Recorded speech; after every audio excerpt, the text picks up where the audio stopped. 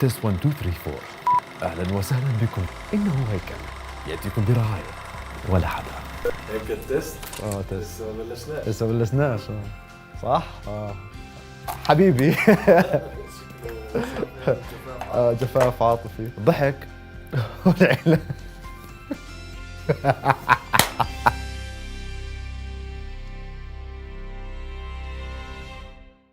خالد عادل الزعبي، حالة اجتماعية، خاطب.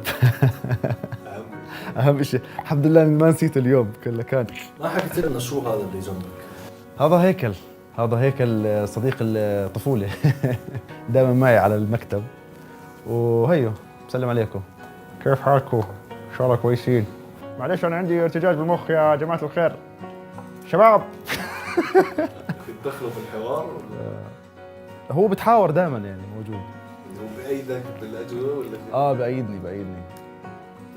هو حب الطب عشان مصاري. لا والله أنا مش داعي والله. تردش عليه. يعني الضحك هو أساس الصحة النفسية.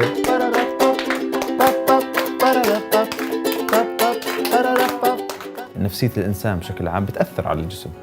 إذا أنت رايح عند واحد كشر وحاد معك، هاي أنت نفسك ما راح تكون مرتاح، مش مطمئن. الصحة النفسية هي أساس الطب أصلاً. فاك منيح. يلا دوري. حجرة ورقة بقص. تعرف سبونج بوب؟ نعم أنا سبونج بوب.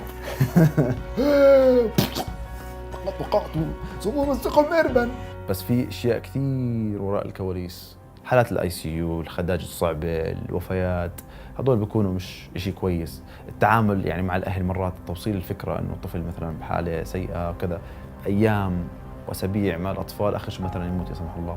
يعني هذول اشياء شوي تكون سيئه، توجع يعني. كثير نسمع مثلا الدكاتره بصير معهم حالات اكتئاب، لانه خلص هو حابس حاله بهالمستشفى. انت انسان قبل ما تكون طبيب، عشان اقدر اعطي بالدوام لازم اعطي حالي بالجو.